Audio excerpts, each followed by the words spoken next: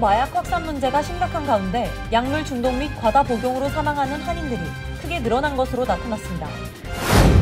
뉴욕시 비상관리국이 평균 낮 기온이 90도에 달할 것이라며 폭염주의보를 발령한 가운데 취약계층의 외출 자제를 당부하고 뉴욕시 내 쿨링센터를 운영한다고 밝혔습니다. 오늘부터 뉴욕시에서 에어비앤비 등 단기 숙박 공유를 운영할 경우 라이센스를 발급받아야 하며 위반 시 최대 $5,000 또는 수익의 3배에 달하는 벌금을 부과하는 규제가 시행됩니다. 올해 미국의 차 보험료가 크게 올라 일부 운전자들은 아예 보험을 들지 않은 채 운전을 한다고 조사 결과 나타났습니다. 미 전역 대도시들의 건물주들이 내년부터 도입될 이산화탄소세에 대해 막대한 부담을 느끼는 가운데 가장 높은 탄소세율을 책정하는 뉴욕시의 건물주들은 금리 인상과 더불어 탄소세까지 부담이 막대하다는 반응입니다. 뉴욕시경이 지난 3개월간 13채의 집에서 10대의 고급 자동차를 절도한 범죄 조직의 사진을 공개하고 수배에 나섰습니다. 조 바이든 대통령과 도널드 트럼프 전 대통령의 호감도와 비호감도가 정확히 동률이라는 결과가 나오며 둘 중 누구도 상대방의 비호감도를 통해 반사 이익을 누릴 수 없다는 평가가 나왔습니다. 뉴욕시에서 열린 캐리비안 문화축제 주베르 행사에서 2건 이상의 총기 사건이 발생해 1명이 숨졌습니다.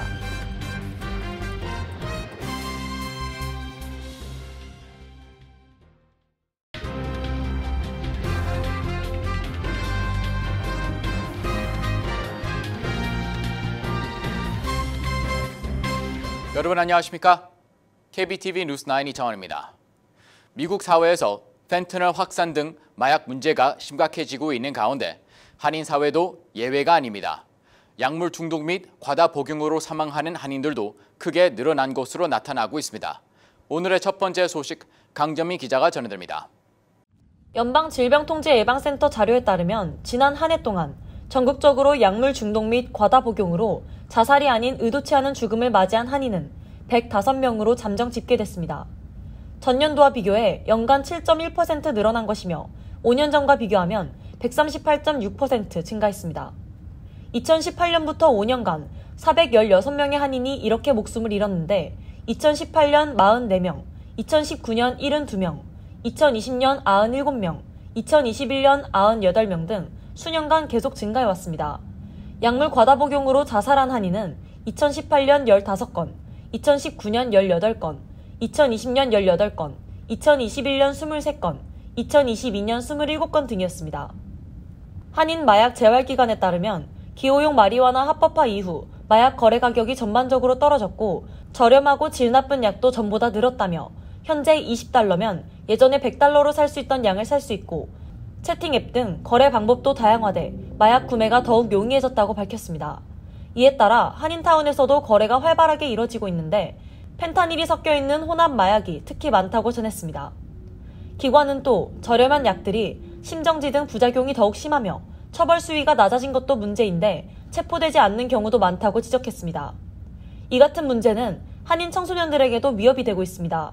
전문가들은 학부모들은 자녀가 안 쓰던 안약, 향수 등을 갑자기 쓴다든지 라이터가 있다든지 불면증에 시달리거나 폭식을 하는 등의 정황이 있으면 의심해 볼 수 있으며 약물 사용 문제가 있다면 전문 기관을 찾아 상담해 볼 것을 권고했습니다. 마약 확산은 전국적으로 심각한 문제로 인식되고 있습니다. CDC에 따르면 자살이 아닌 약물 중독 및 과다 복용 사망자는 2018년 58,908명, 2019년 62,172명, 2020년 83,558명, 2021년 98,268명, 2022년 99,369명 등으로 10만 명에 육박하고 있습니다. 카이저 패밀리 재단이 발표한 보고서에 따르면 성인 1,327명을 대상으로 설문조사한 결과 응답자의 29%가 자신 또는 지인이 마약성 진통제 오피오이드 약물 중독을 경험한 적이 있다고 밝혔습니다. 최근 수년간 크게 확산한 펜타닐도 이 계열에 속합니다. 농촌 지역의 경우 성인 42%가 오피오이드에 중독됐다고 응답해 도시 지역보다 더 높은 수치를 보였습니다. KBTV 뉴스 강정민입니다. 뉴욕시에서 늦더위가 기승을 부리면서 오늘과 내일 폭염주의보가 발령됐습니다. 비상관리국은 낮 기온이 최고 94도까지 올라갈 수 있다고 밝히며 5개 보로 내 쿨링센터를 운영한다고 전했습니다. 보도에 전장희자입니다. 뉴욕시 비상관리국은 5개 보론의 폭염주의보를 내일 밤 8시까지 발령한다고 밝히며 노약자와 취약계층은 낮 시간 동안 야외 활동을 자제하라고 당부했습니다. 국립기상청에 따르면 뉴욕시는 오는 7일 목요일까지 낮 기온이 90도에 달하는 무더위가 이어질 것으로 전망됩니다. 뉴욕시 비상관리국은 쿨링센터를 운영한다고 밝혔으며 뉴욕시 민원 안내 전화 311로 문의하거나 쿨링센터 검색 웹사이트를 통해 가까운 쿨링센터를 찾을 수 있다고 전했습니다. 뉴욕시에서 더위 관련 사망자가 가장 많은 달인 7월의 평균 기온은 88도이며 지난 50년 동안 약 5도가 증가했습니다. 뉴욕시 보건정신위생국이 올 여름 발표한 보고서에 따르면 지난 10년 동안 뉴욕시에서 폭염으로 인한 연간 사망자가 급증했으며 매년 약 350명의 주민이 무더위로 인한 심장병 악화 등 기저질환으로 사망했습니다. 지난 2000년대에 연간 100명 안팎의 시민이 무더위로 인해 사망한 것과 비교하면 3배 이상 증가한 수치입니다. 자크 아이스콜 국장은 노인과 만성 질환자들은 열로 인해 발생할 수 있는 여러 질환들이 있다며 더위로 인해 불편함이나 어지러움을 느낄 경우 가족이나 주변 지인에게 즉각 도움을 요청하라고 당부했습니다. 열사병으로 인한 대부분의 희생자는 에어컨이 없는 집에서 사망했으며 보고서는 뉴욕시 가구 중 90%가 에어컨을 갖추고 있지만 저소득층 지역의 경우 냉방 시설을 갖춘 가구가 76%로 평균 이하를 보이고 있다고 지적했습니다. KBTV 뉴스 전상입니다. 에어비앤비 등을 겨냥한 뉴욕시 단기 숙박 공유에 대한 규제가 오늘부터 시행됩니다.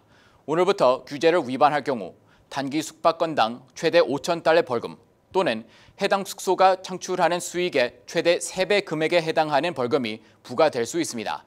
자세한 소식 전장 기자가 전해드립니다. 뉴욕시 단기 숙박 공유 규제 조례는 뉴욕시에서 에어비앤비를 운영하기 위해서는 뉴욕시장실 산하 특별 단속반에 라이센스를 등록해야 합니다. 라이센스 없이는 개인이 주택을 렌트해 에어비앤비, 부킹닷컴 등 플랫폼에 등록해 훨씬 비싼 돈을 받고 단기 렌트로 돈을 버는 행위가 금지됩니다. 이외에도 호스트가 침실문에 잠금 장치를 설치해서는 안 되며 반드시 임차인과 함께 숙소에 거주해야 하고 임차인이 숙소에 머무는 동안 휴가 또는 업무 등의 이유로 집을 비울 수 없고 30일 미만의 숙박만 제공 가능하게 됩니다. 또 뉴욕시의 모든 공동주택 관련 법률, 건축법, 구역 설정 규칙을 숙지하고 있음을 특별 단속반에 증명해야 합니다. 오늘부터 발효되는 조례를 위반할 경우 단기 숙박 건당 최대 $5,000의 벌금 또는 해당 숙소가 창출하는 수익의 최대 3배 금액에 해당하는 벌금이 부과될 수 있습니다. 뉴욕시는 에어비앤비 등 숙박 공유 사이트를 이용하는 소유주에게 9월 5일까지 라이센스를 신청하도록 명령했지만 블룸버그 통신에 따르면 약 3,200개의 라이센스 신청 건수 중 257건만 승인됐으며 제출된 신청서 중 약 75%가 검토 중인 것으로 드러났습니다. 그동안 많은 뉴요커들은 목돈을 들여 렌트 여러 개를 계약했고 이 매물을 에어비앤비 등에 등록해 단기로 돌리면서 수익을 올렸습니다. 월 $3,000 수준의 렌트를 계약하고 본인은 그곳에 살지 않지만 단기 렌트로 한 달에 2배가 넘는 수준의 수입을 벌어들이는 것입니다. 이 같은 조례는 에어비앤비 차익 거래에 뛰어든 뉴요커들이 많아지면서 렌트가 더욱 급증한다는 지적에 따라 시행되고 있습니다. KBTV 뉴스 전상입니다. 차 없인 생활하기 힘든 미국에서 올해 자동차 보험료가 크게 오르면서 경제적 부담이 커지고 있습니다. 때문에 아예 보험 가입을 포기하는 미국인이 늘고 있다는 보도가 나왔습니다. 김먼지 기자의 보도입니다. 워싱턴 포스트에 따르면 미 노동통계국은 올해 7월 차 보험료가 작년 7월보다 평균 16%, 10년 전인 2013년보다는 70% 더 비싼 것으로 집계됐다고 분석했습니다. 보험업계에서는 자동차 수리비, 정비소 노동자 임금, 중고차 가격 모두 크게 올라 보험료를 인상할 수밖에 없다는 입장입니다. 매체는 보험사들이 홍수 등 자연재난으로 입은 손실을 만회하려고 차 보험료를 올렸다면서 자연재난이 자주 발생하는 지역에서 특히 차 보험료가 크게 인상됐다고 지적했습니다. 예를 들어 폭설이나 토네이도, 우박을 동반한 폭풍 등의 피해로 보험금 청구가 증가했던 콜로라도주에서는 차 보험료가 전년 대비 52% 올랐고, 플로리다주에서도 보험사들이 허리케인 피해와 관련해 지급한 보험금을 메우려고 하면서 차 보험료를 88%나 인상했습니다. 또 최근 여러 보험사의 실적이 좋지 않았던 것도 원인입니다. 대형 보험사 스테이트팜은 2022년 자동차 보험 사업에서 134억 달러 손실을 기록했습니다. 올해 상반기 자동차 보험 손실 6억 7,800만 달러를 낸 올스테이트 보험사는 지난 5월 15개 지역의 보험료를 9.3% 인상했습니다. 미국에서 운전하려면 차 보험에 의무적으로 가입해야 하다 보니 보험료 인상의 부담은 출퇴근 등 생계를 위해 자동차가 필요한 이들과 특히 저소득층에 고스란히 전달되고 있습니다. 이에 일부 운전자는 법적 요건은 충족하지만 사실상 별 보험 혜택이 없는 보험에 가입하거나 아예 보험이 없이 운전대를 잡기도 합니다. 올해 뉴욕의 한 보험사가 18세에서 34세 사이 2,780명을 대상으로 조사한 결과 응답자의 17%는 지난 한 해에 보험 없이 운전한 적이 있다고 답했습니다. 각 주의 금융당국이 보험료 인상을 감독하긴 하지만 보험사들은 보험료를 책정할 때 어느 정도의 이익률을 반영하는 게 허용돼 당국의 감독에도 한계가 있는 실정입니다. KBTV 뉴스 김은지입니다. 미국 대도시를 대상으로 내년부터 이산화탄소를 배출하는 건물의 건물주에게는 탄소세가 부과됩니다. 특히 뉴욕시는 탄소세율이 가장 높게 책정되는데요. 건물주들은 금리가 올라 이자 부담이 커지고 공실은 늘어만 가는데 여기에 탄소세까지 내려고 하니 내년이 걱정스럽다는 반응입니다. 강정민 기자가 보도합니다. 미 전역 대도시의 건물주들이 내년부터 도입될 탄소세 부담에 아우성을 지르고 있다고 월스트리트 저널이 보도했습니다. 탄소세는 이산화탄소를 배출하는 건물에 매기는 세금으로 최근 대도시에서 벌금 형태로 부과를 추진하고 있습니다. 건물주 입장에서는 탄소세를 내지 않으려면 비싼 돈을 들여 탄소 배출을 절감하기 위해 건물을 업그레이드해야 하기 때문에 비용이 드는 건 마찬가지입니다. 특히 뉴욕시는 탄소세율이 미 전역에서 가장 높은 지역으로 탄소 배출 건물에 톤당 268달러의 벌금을 부과하고 나서 건물주들은 벌써부터 부담감이 막대하다며 건물을 처분해야 하는지에 대한 고민까지 하고 있는 상황이라고 전했습니다. 실제로 뉴욕시가 조사한 자료에 따르면 2021년 기준 뉴욕시 건물에서는 약 3,600만 톤의 이산화탄소가 발생한 것으로 집계됐습니다. 또한 분비는 차량에서도 건물이 배출하는 이산화탄소의 약 3분의 1인 1,200만 톤이 배출된 것으로 집계되며 건물 및 차량으로 인한 탄소 배출이 심각한 것으로 드러났습니다. 뉴욕시의 건물들은 여름철 냉방 및 겨울철 난방을 하는 과정에서 화석연료를 사용하고 이에 탄소 배출이 늘며 기후변화를 일으키는 주범이라는 지적을 받아왔습니다.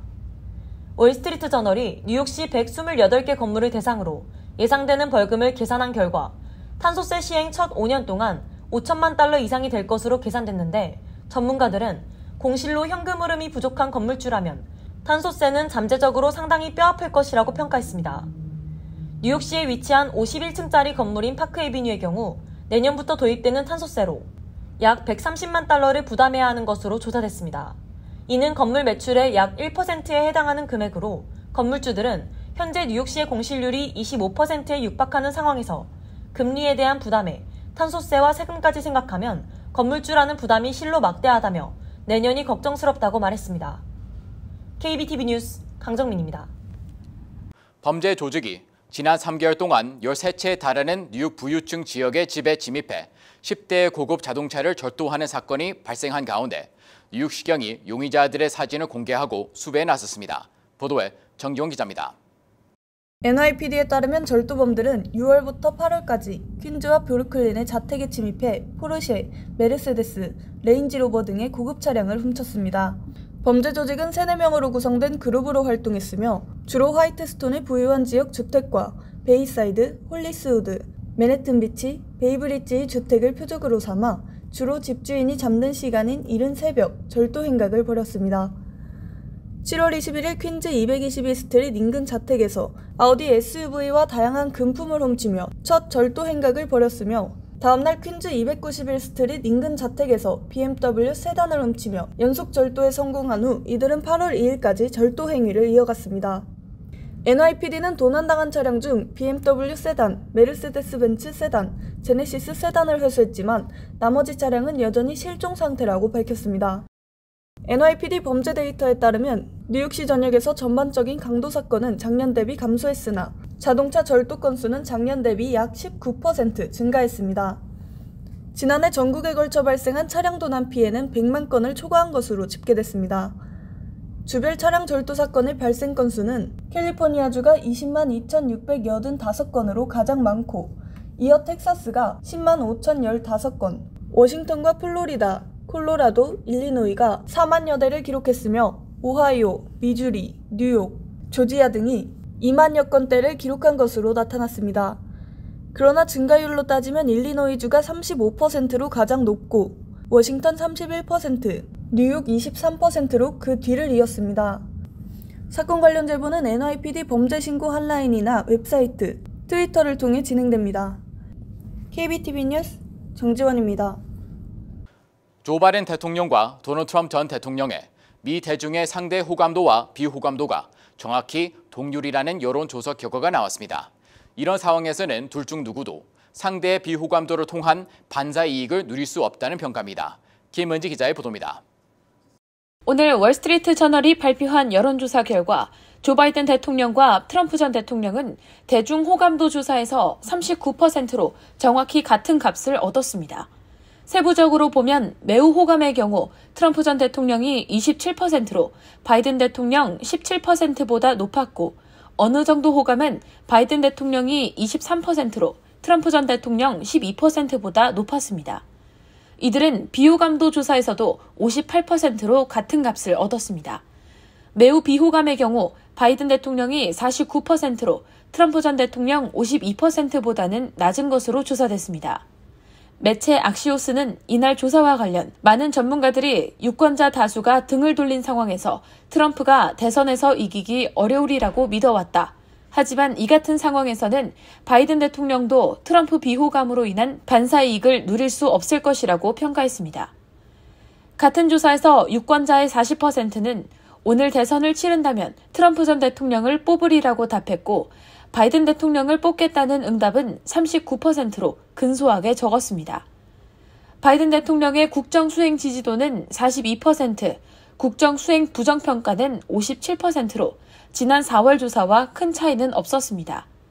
트럼프 전 대통령 시절 국정수행과 관련해서는 긍정평가가 48%, 부정평가가 51%로 역시 지난 4월과 달라지지 않았습니다. 응답자의 24%는 2024년 대선에서 가장 중요한 의제로 경제를 꼽았습니다.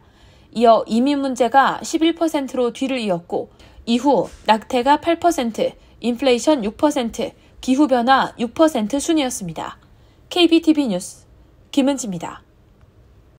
뉴욕시에서 매년 노동절에 열리는 캐리비안 문화축제인 주벨 행사에서 최소 2건 이상의 총기 사건이 발생해 1명이 숨졌습니다.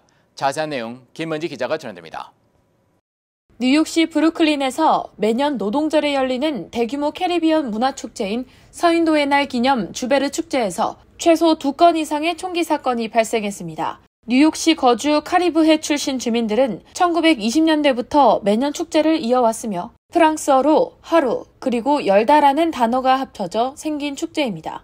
올해 주베르 축제는 크라운 헤이츠와 이스턴 파크웨이에서 오전 11시부터 진행됐는데 사건은 오후 4시 20분경 한 남성이 프랭클린 애비뉴 인근 이스턴 파크웨이에서 언쟁 끝에 자신의 다리에 총을 쏘면서 발생했습니다. 이후 오후 5시 20분경 로체스터 애비뉴 인근 이스턴 파크웨이에서 또 다른 총격 사건이 보고됐습니다. 뉴욕시경은 당초 3명이 총상을 입었다고 밝혔지만 이후 2명이 칼에 다리를 찔렸고 다른 1명은 칼에 손을 베었다고 정정했습니다.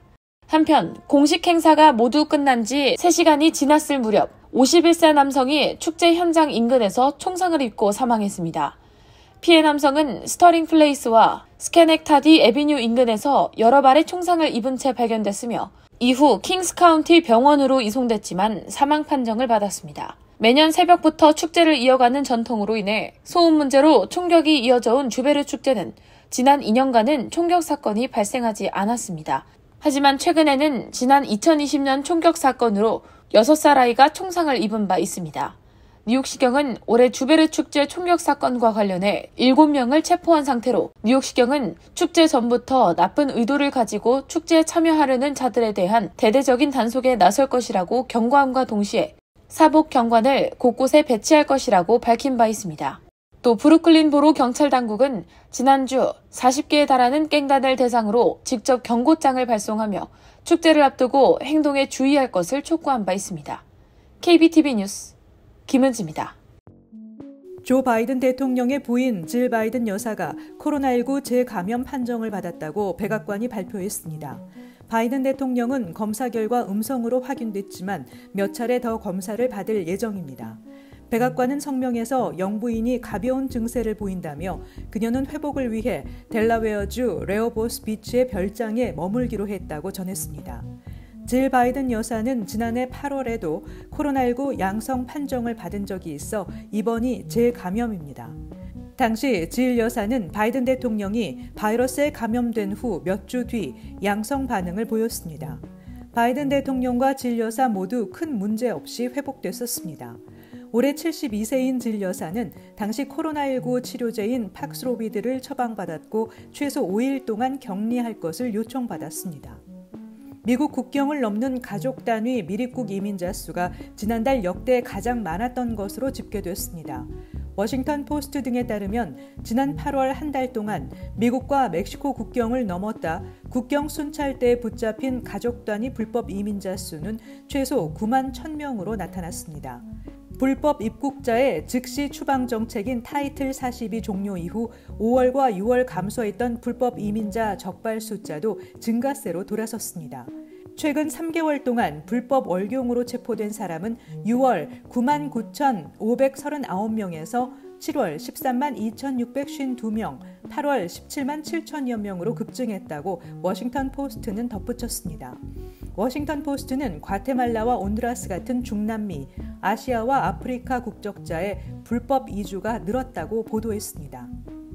월스트리트저널이 지난달 24일에서 30일 등록 유권자 1,500명을 대상으로 실시한 여론조사에 따르면 응답자의 73%는 올해 80세인 바이든 대통령이 재선을 노리기에 나이가 너무 많다고 답했습니다. 그가 속한 민주당 지지자의 3분의 2도 바이든 대통령의 나이를 문제 삼았습니다. 같은 질문에 대해 도널드 트럼프 전 대통령의 나이가 너무 많다는 답변은 47%였습니다. 경제 부문에서 바이든 대통령을 지지하는 응답자는 37%, 반대하는 응답자는 59%를 차지했습니다. 또 응답자의 63%는 바이든 대통령의 인플레이션과 물가 상승에 대한 대응을 어느 정도 또는 강력히 반대한다고 답했습니다. 한편 2024년 대선에서 재대결이 성사될 경우 누구를 지지할지 묻는 질문에 바이든 대통령과 트럼프 전 대통령은 각각 46%로 동률을 기록했습니다. 한국에서 가습기 살균제 참사가 세상에 드러난 지 12년 만에 폐암도 피해로 인정받게 됐습니다. 그동안은 폐가 굳거나 천식 같은 일부 질병만 피해를 인정했지만 폐암 발병 원인을 가습기 살균제로만 국한할 수 없는 피해자도 구제 대상으로 인정됐습니다. 이는 가습기 살균제가 폐암을 일으킬 수 있다는 과학적 근거가 제시됐기 때문입니다. 그동안 동물과 사람을 대상으로 한 실험에서 가습기 살균제와 폐암 사이에 연관성이 있다는 연구 결과가 잇따라 나왔습니다. 가습기 살균제 피해 구제를 신청한 사람 가운데 폐암 판정을 받은 경우는 206명에 달합니다. 폐암 피해를 인정받게 되면 생존자는 치료비와 요양비를 받을 수 있고 사망자는 유족 위로금과 장의비 등을 지원받을 수 있습니다. 잠시 후 커뮤니티 브리핑을 전해드립니다.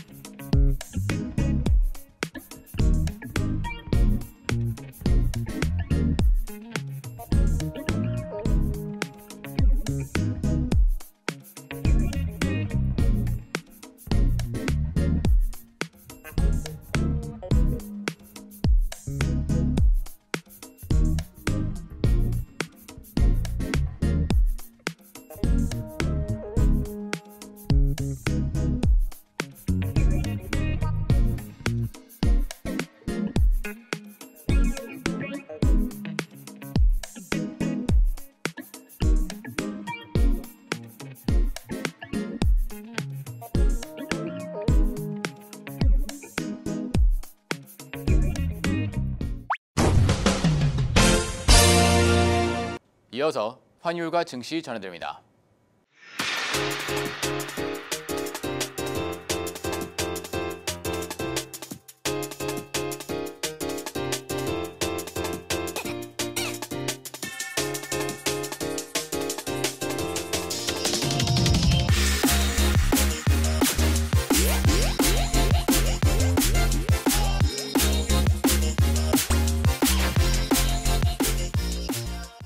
잠시 후 뉴욕과 뉴저지 날씨 전해드립니다.